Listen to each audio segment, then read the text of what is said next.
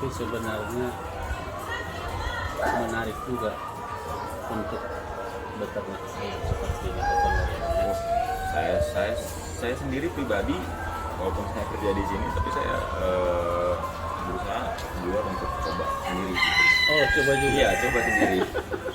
Coba sendiri gitu kan. Bisa.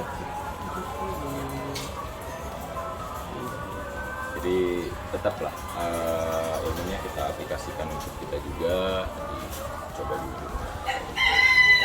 Sambil kita aplikasikan di sini, apa yang udah diaplikasikan di sini baik dan lebih dan kurangnya bisa kita evaluasi sendiri gitu.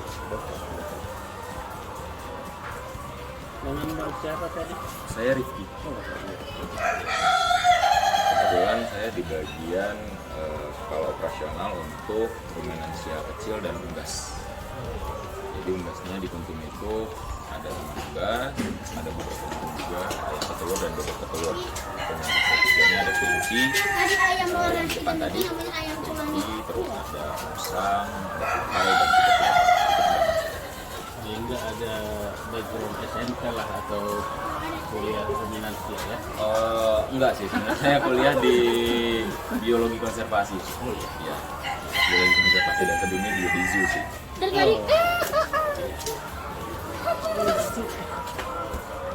kira Bang, makasih banyak informasi. Sama Pak, sama-sama. Mudah-mudahan membantu. Oke.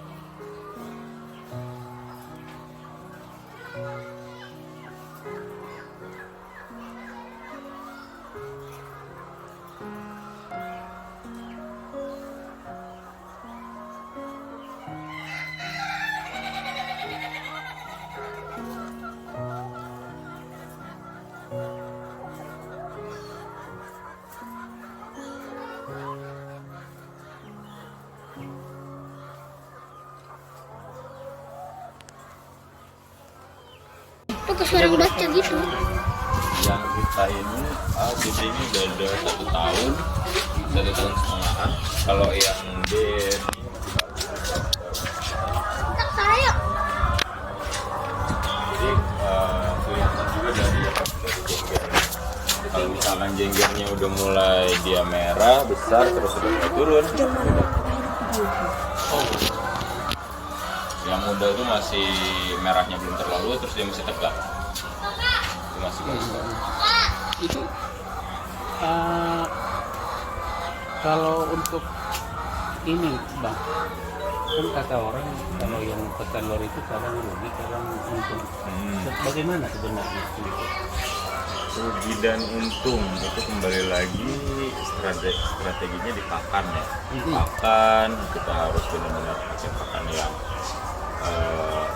gimana caranya dia minimalis tapi keproduktif bagus gitu. Terus terutama sih kalau masalah untung dan rugi banyaknya di ayamnya sendiri.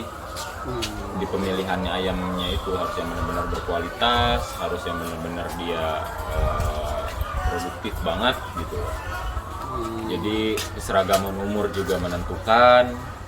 Kalau misalkan dari 500 ekor berarti minimal itu sekitar 380 sampai 400 butir per hari. Itu udah bisa dibilang lumayan stabil lah gitu. Ini ada berapa ekor ini?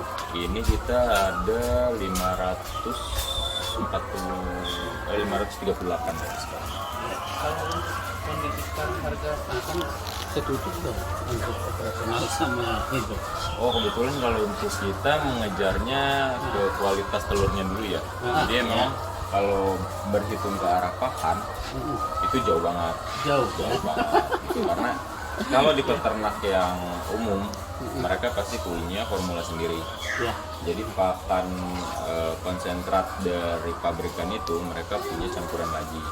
Jadi hanya sekian persen konsentrat dari pabrik, sekian persen ditambah lagi dengan jagung, ditambah lagi dengan bekatul, mereka mix lagi gitu. Kadang mereka tambahkan sayuran gitu kan. Iya. Itu punya formulanya. Kalau di kita benar-benar pure pakai konsentrat. Kita pakai parel, kita pure pakai parel. Paling tambahannya karena kita sedang mengejar ke kualitas telur, kita mengejar omega dan rendah kolesterol. Sekarang kita lagi cobakan flaxseed, terus kita cobakan sayuran yang hijau-hijau, gitu. Terus kita cobakan juga pakai enza untuk penyerapan nutrisi lebih baik di ayamnya dan beberapa vitamin lagi. Oh, jadi diusahakan yang organik juga makanannya. Betul. Karena memang kan untuk untung ini semua organik. Kita ramah lingkungan, termasuk ke penerapan terhadap semua ternak. Ini organik. Kalau kita sedang menjajaki bang seperti ini gimana? Kita kan mau bikin ternak ini di Bogor Barat, di Leuliang.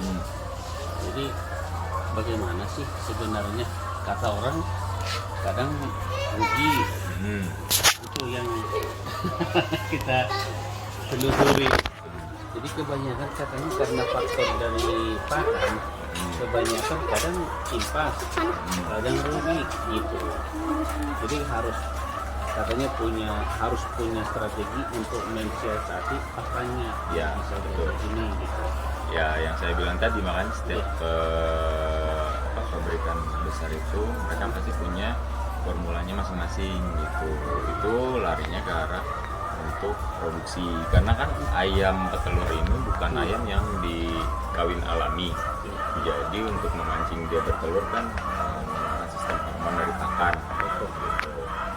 Nah, ya pakan yang udah mengandung mengandung hormonnya yang baik, ya otomatis harganya lebih tinggi. Nah itu kita akalin dengan yang lain gitu loh. Beda-beda sih, pasti setiap peternak itu nggak sama. Mereka pasti punya caranya masing-masing, dan masalah untung dan rugi itu pasti mereka juga beda-beda. Enggak, kalau gini bang, semacam estimasi lah. Kalau untuk satu ekor, mulai dari dia bibit sampai berproduksi, bisa dikatakan budgetnya berapa satu ekor? Oh kalau untuk itu aku nggak bisa prediksi budgetnya. Nggak bisa. Enggak, Iya. maksudnya pengalaman dari selama ini mungkin. Justru itu kalau di sini kan kita tidak mengarah pada kuantitas, tapi pada kualitas. Iya, betul. Jadi ya kalau untuk budget sangat tinggi lah, dibilang sangat tinggi, bisa dikatakan jauh dengan peternak yang Fokus yang umum ya. Produksi ya. Karena kita nggak ngejar kuantiti tapi kualitas. Memang sebenarnya kalau misalkan untung dan rugi itu larinya ke kuantiti. Kalau mau main kualitas kita main di omega sekalian gitu. Makanya jadi, nah cuman permasalahannya kalau kita bergelut di telur premium dan omega, mau nggak mau kita harus bicara pasarnya siapa dulu, kemana, Iya. begitu. Tapi kalau berbicara telur yang biasa, kita udah bisa bicara itu supermarket, pasar tradisional, ya kan? Atau kalau misalkan kita yang dekat-dekat kampung-kampung kita bisa distributorkan ke mereka, kita pasarkan ke warung-warung kecil, bisa aja gitu. Tapi kalau kita berbicaranya kualitas, premium, omega, itu harus bicara dulu pasarnya kemana, siapa. Jadi targetnya ini Karena selama belum. ini kemana aja? Kalau kita sekarang ada 1000 butir per minggu itu ke Jakarta, kelas premium. Jadi kita punya kadar omega 3, 6, dan 9-nya itu di atas telur omega yang ada di pasaran. Udah punya pasar tersendiri lah Ya. ya.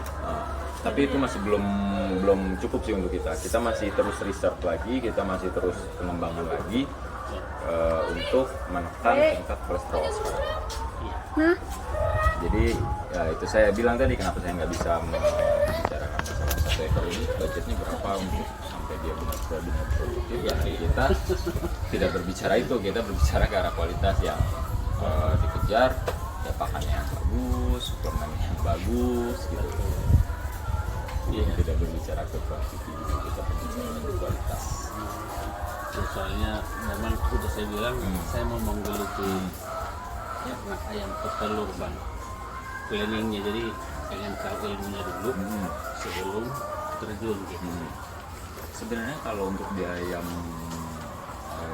ternak terutama ya, kalau yang saya tahu mereka banyak mengambil lebihnya itu dari karkasnya, karkas itu bisa dari si ternak itu tersendiri gitu. Contohnya fesesnya kita manfaatin, kita gabung dengan media tanam gitu. Jadi ada untuk menambah pemasukannya gitu dari situ.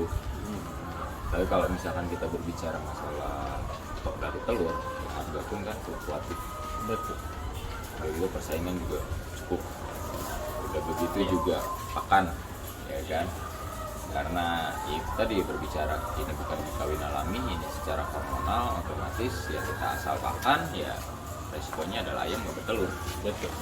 Nah begitu ayam nggak bertelur itu udah ketahuan tuh. Iya. Tapi selama ini bang, apa biasanya faktor atau kendala yang ada di dalam beternak petelur ini? Sejauh ini ya yang saya alami sih dari kualitas ayamnya itu sendiri ya. Kadang pakan sama, pemberian sama, apa namanya, porsinya sama, Itu ada yang semua nyangkut sama. tahu Tapi dari tadi, kadang ada ayam yang Sini memang sini. dia Ada yang nyangkut di bawah. contoh ada beberapa di sini ayam yang bisa nanti dilihat ada jenggernya yang nggak tumbuh sama sekali, itu mau kayak gimana pun dia udah nggak bisa bertelur gitu. Dari jenggernya. Bukan. Tapi kita masih mencoba mengupayakan gitu. Itu menurut para ahli gitu, dilihat dari secara fisik pun gitu. Ini ayam yang udah nggak akan bertelur itu seperti ini loh. Salah satunya ya jenggernya udah nggak tumbuh. Kalau satu hari bang, contoh ini kurang lebih 500 ekor. Satu hari bisa berapa butir telur? Untuk kita sekarang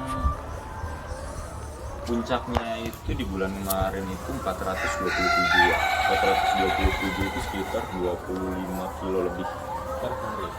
per hari. 427. Sekarang mulai menurun.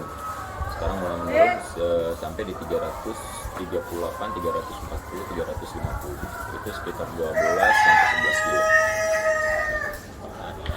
per hari. Berarti kan dari jumlah total ayam itu hanya sekitar 60 sampai 70%. Iya, dari ayam 500 sekian dapat telur 300 sekian dan 70%. Ini tadi udah umur apa? Ada 1,5 tahun belum? Ya, 1,5 tahun sih belum. Sebenarnya satu tahun 2 bulan lah kalau aku nggak salah itu kan.